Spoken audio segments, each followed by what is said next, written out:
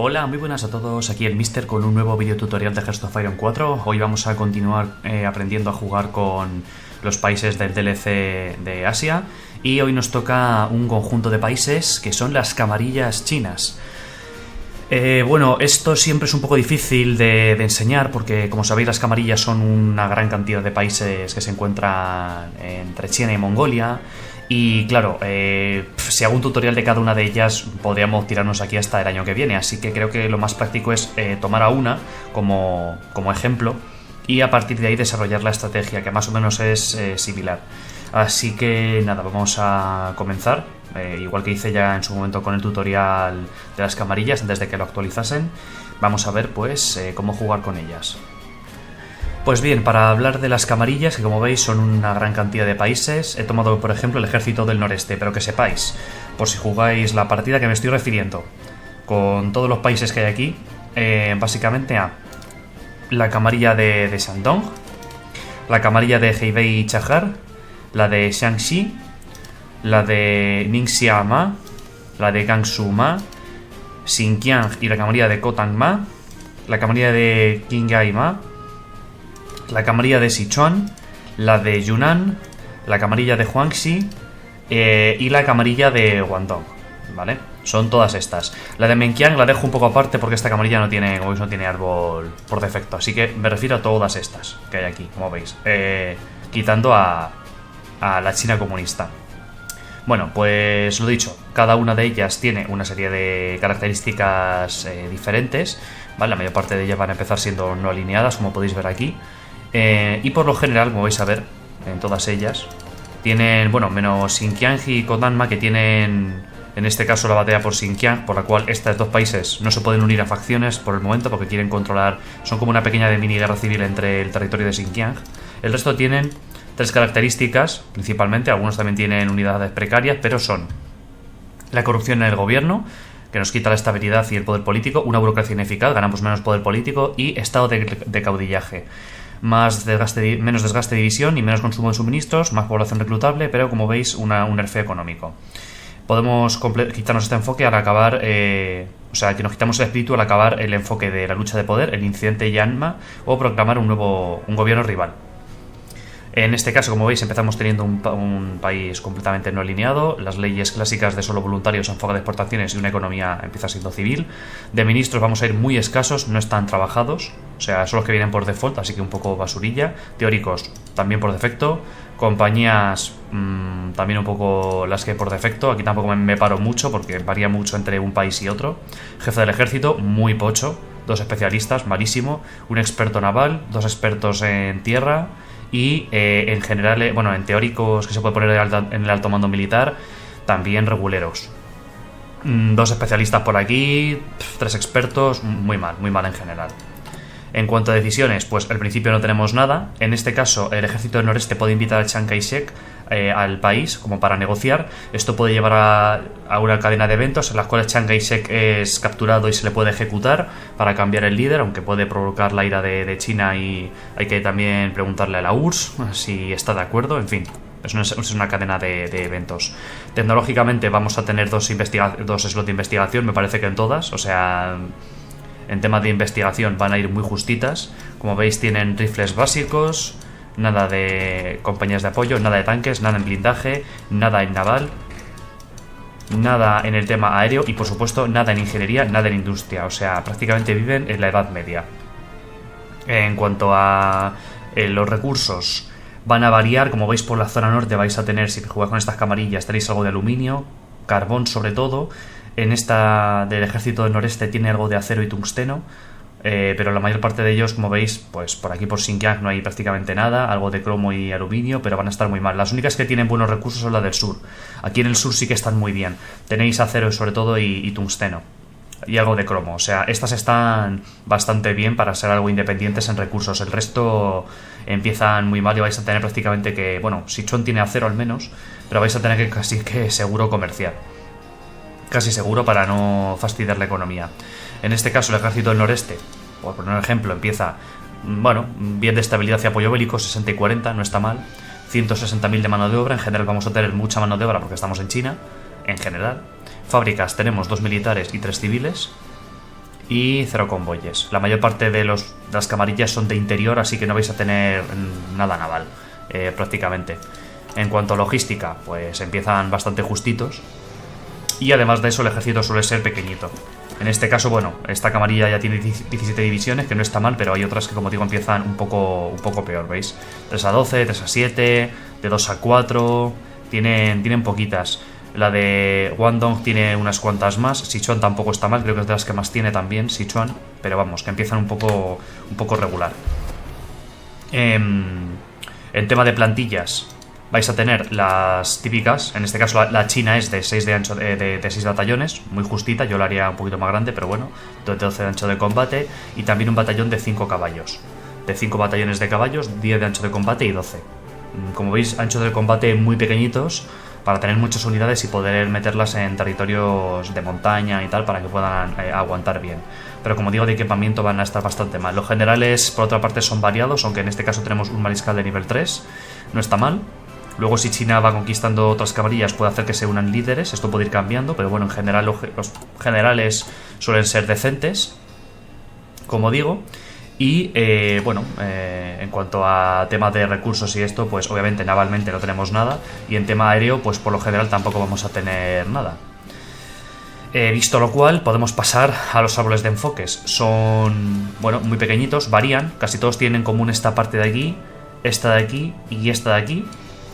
Esta rama es exclusiva del ejército del noreste, lo vamos a ver rápidamente. Mirad, Xinjiang tiene una rama propia que se junta con la Unión Soviética, ¿veis? Igual, y esta es de Xinjiang, ¿vale? Como veis. Esta también tiene su rama propia con esta de aquí, que también es compartida con los países de aquí como de la estepa, ¿veis? Esta también tiene esta rama, aparte del gobierno militar. Esta también tiene esa rama de caballería, por así decirlo, como veis. Luego, las camarillas que están más cercanas a Japón, como veis, tienen el árbol por defecto. Este es como el árbol por defecto de las camarillas, ¿vale? Tiene esto, esto y esto. Esta es igual, la camarilla de Heibei, bueno, de Shanong, perdón, también tiene el árbol por defecto, no varía nada. Sichuan tiene esta rama de aquí, de la camarilla de Sichuan, que es exclusiva, como digo, de ellos. Y la zona sur también. Estos dos comparten, si mal no recuerdo, rama. Sí, tienen la parte aquí de la visita japonesa, que la pueden... Es un árbol de enfoques compartido, como veis. ¿Veis que tienen dos banderas? Son ramas de enfoques compartidas, como digo. Uno lo puede hacer tanto la rama azul como el otro lo puede hacer la rama roja. ¿De acuerdo? Entre los dos. Y ambos, como digo, lo comparten. Es similar a, por ejemplo, lo que tiene el Congo belga con Bélgica. Que una rama del árbol de enfoques la comparte con Bélgica. Esta de aquí, como veis, esto lo comparte con Bélgica. Entonces el Congo puede hacer una serie de enfoques, los que tienen su bandera. Y Bélgica puede hacer otra serie de enfoques que tienen su bandera, ¿vale? Es un poco para que lo veáis. Pues lo mismo pasa con estas dos camarillas, que entre ellas lo pueden hacer. Vamos a ver entonces toda la rama común de enfoques, que en este caso serían estas tres, ¿vale? Y ahora hablo así un poco por encima de luego las variantes que tienen. Como digo, al empezar, bueno, tenemos tres ramas al trabajar. Ganamos primero poder político y luego podemos elegir cooperar con China nacionalista, con los comunistas, o simplemente convertirnos en la oposición para hacernos con el liderazgo de China. Cooperar con nacionalistas, en este caso, hará lo siguiente. Podemos iniciar conflictos fronterizos con los aliados con los comunistas, que básicamente es pues un ataque de frontera en la cual durante un tiempo hay un combate que no podemos manejar y el que gana se queda con el territorio. Mejoramos las relaciones con China nacionalista y podemos compartir, como veis aquí, tecnologías. Mejoramos la estabilidad. Se pueden hacer decisiones para iniciar conflictos fronterizos con aquellos que no colaboren con nuestro bando, tanto por los comunistas como por los nacionalistas.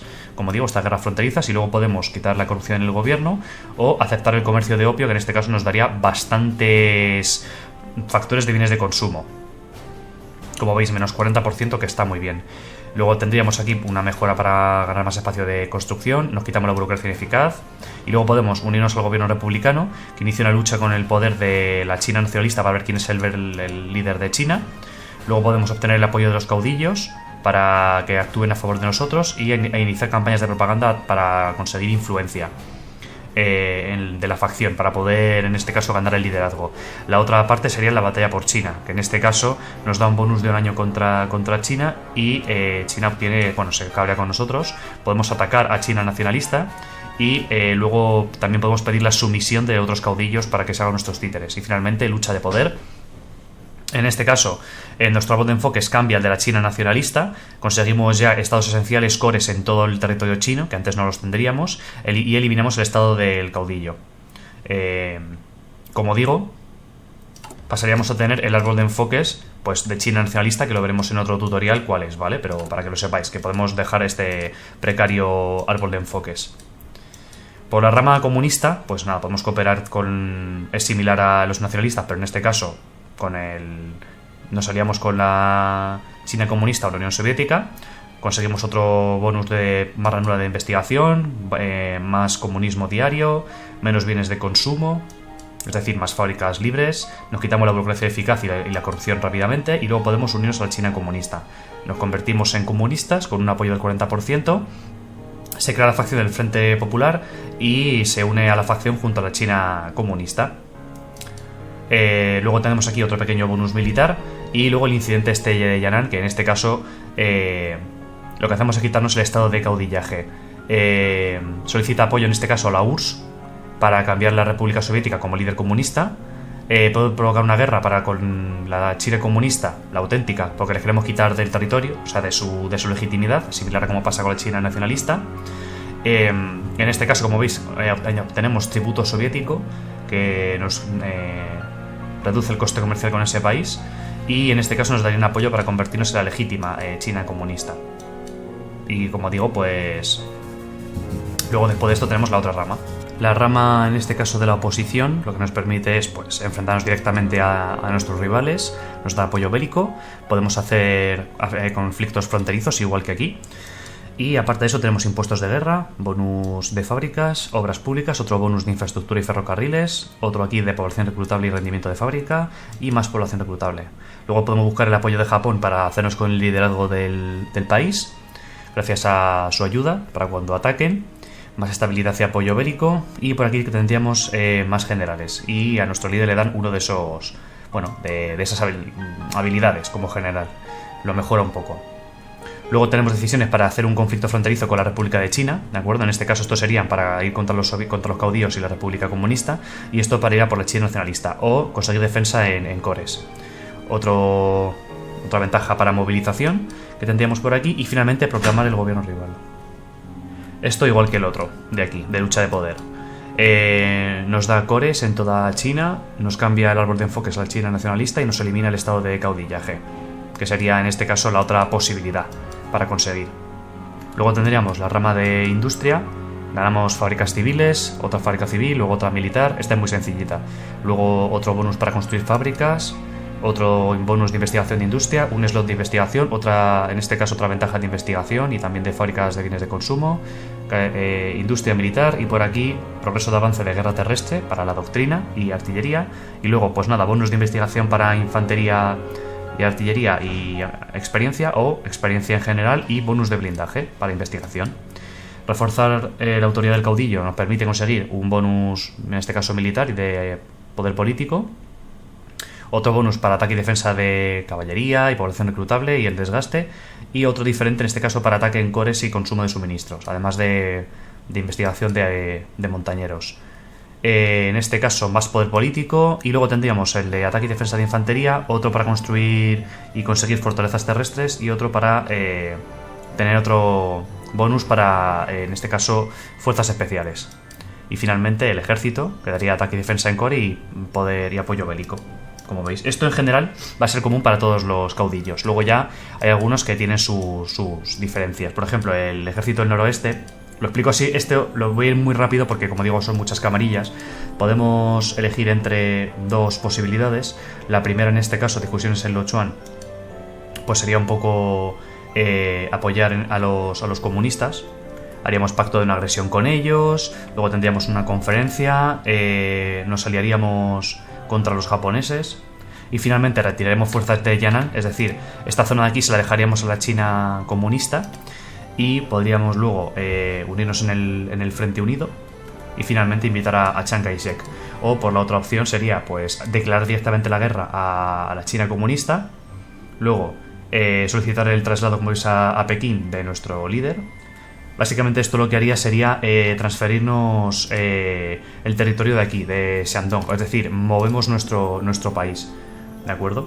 En este caso, básicamente el ejército este del noreste de Hebei Chahar y esta zona de aquí, pues nos movería la capital, por así decirlo, de aquí hasta aquí.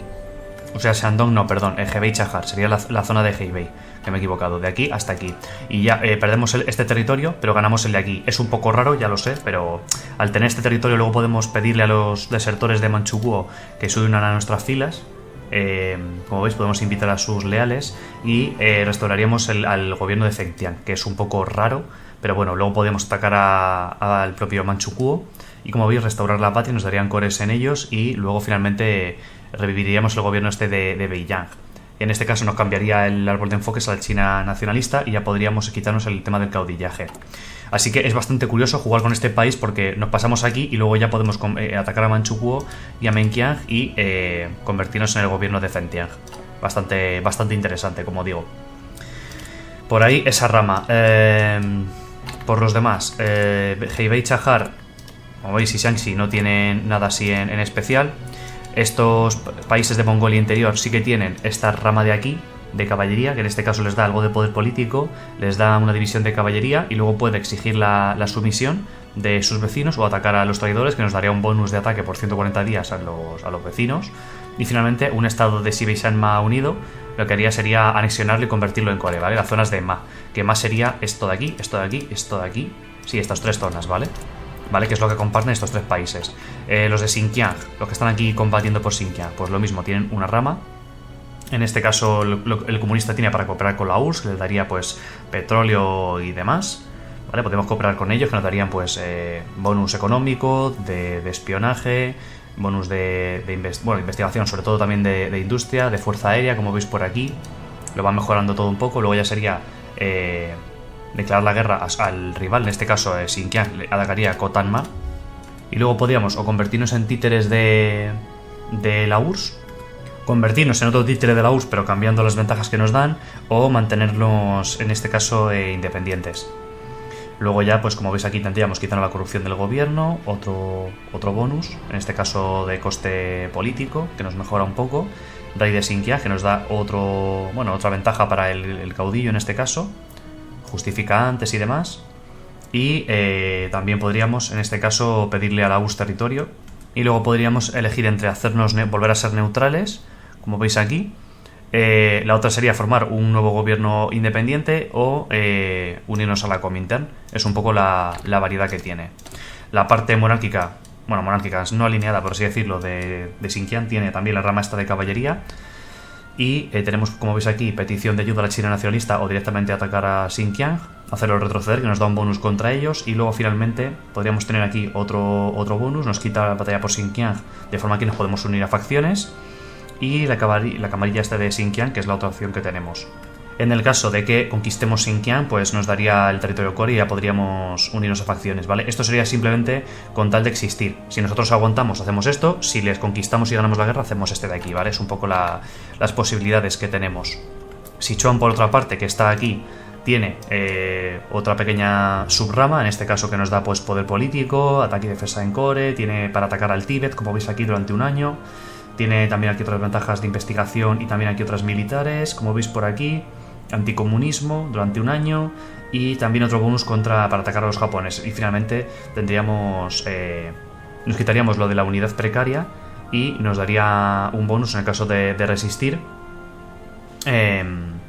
como veis, para Jiang Shen convertirse en el gobernador de Sichuan, que daría unas cuantas ventajas, aparte de, como digo, poder hacer toda la rama de los caudillos. Esto es simplemente como una parte independiente. Yunnan no tenía nada y, como digo, Guangxi y Guangdong pues comparten esta parte del árbol de enfoques, que es la visita japonesa, en este caso, que darían unidades de infantería, tienen como más influencia de los japoneses.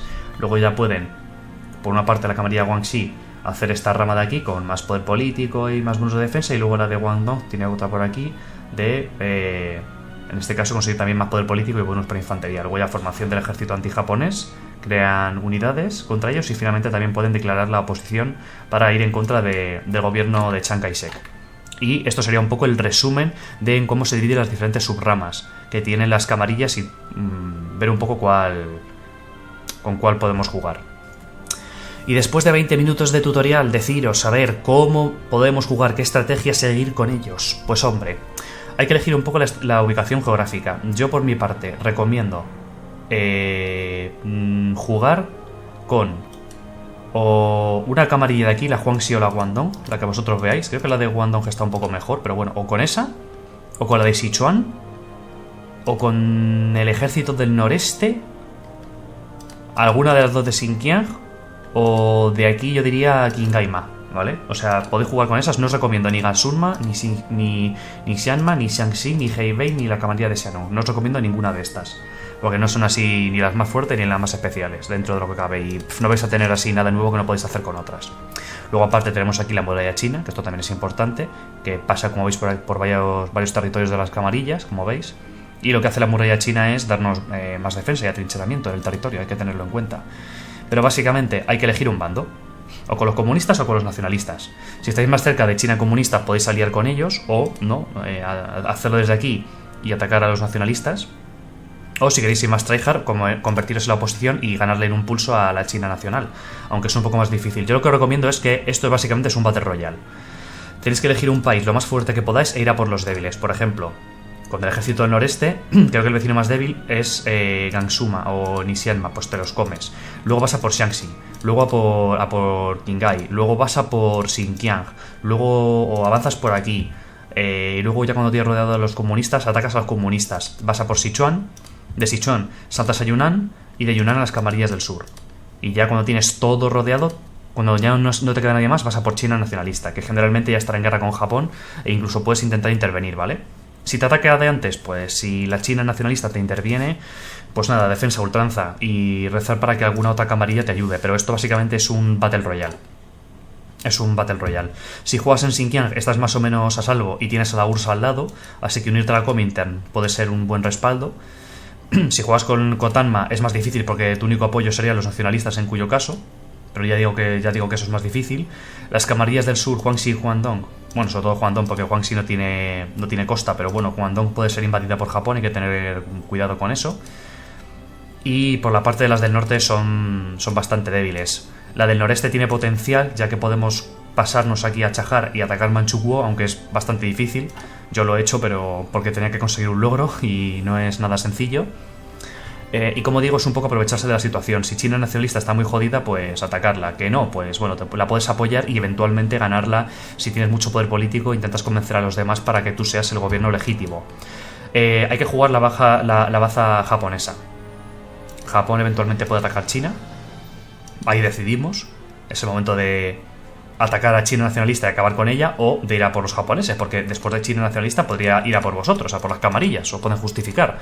Eso hay que tenerlo en cuenta. Pero bueno, a lo mejor eres comunista. Si eres comunista tienes la ventaja de que en histórico la URSS te va a defender. La URSS, bueno, la puedes meter en la guerra, y es verdad que la URSS, pues Japón no va a capitular a la URSS sola prácticamente. O sea, también es verdad que la URSS puede acabar con media Siberia invadida, pero va a ser difícil que pueda avanzar por ese territorio, así que es una ventaja, puede ser que esté en tu facción, pero claro, también le puede quitar le quita divisiones de aquí y a lo mejor ataca a Alemania, ¿vale? Hay que tener en cuenta que no es una solución sencilla.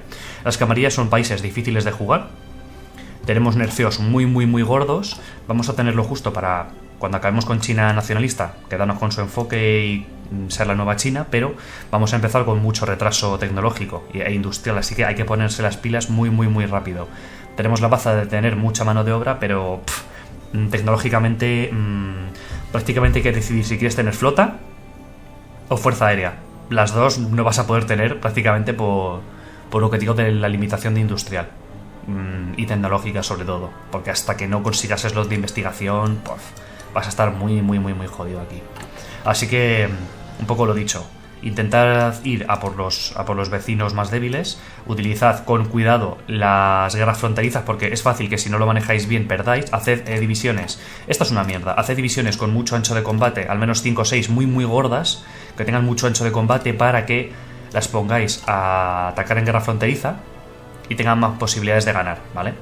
porque son siempre 6 divisiones, pero 6 divisiones, no importa cómo de grandes sean. Así que si estos tienen 6 de 10 de ancho de combate y tú tienes 6 de 30 de ancho de combate, vas a tener una ventaja, ¿vale? También mirad si hay un río o está la muralla china ahí para proteger al enemigo, ¿vale? Antes de lanzar la guerra fronteriza, y os quedáis la provincia, ¿ves? Si yo gano una guerra fronteriza con Kingaima, me quedo con esto.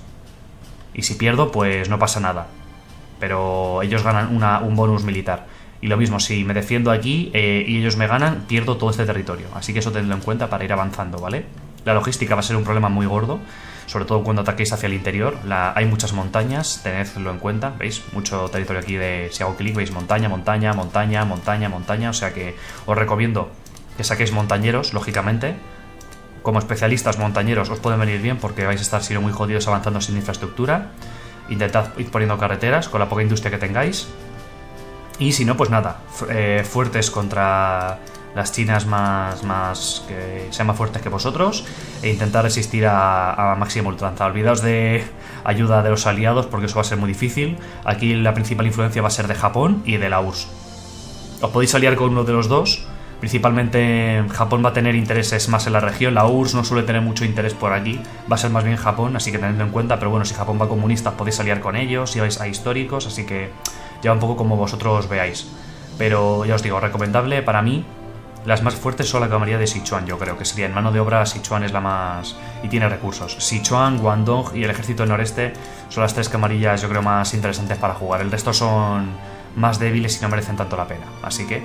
o ya digo, sin Kiad, porque tenéis cubriéndoos a la URSS. Puede ser interesante. Sin más que decir, espero que os haya gustado mucho este tutorial de las camarillas chinas. Y nada, cualquier duda que tengáis me lo dejáis ahí en la caja de comentarios. Y recordad que tengo el Discord de suscriptores por si queréis entrar a jugar a algo o a preguntarme lo que sea. Dicho lo cual, nos veremos en la próxima. Adiós.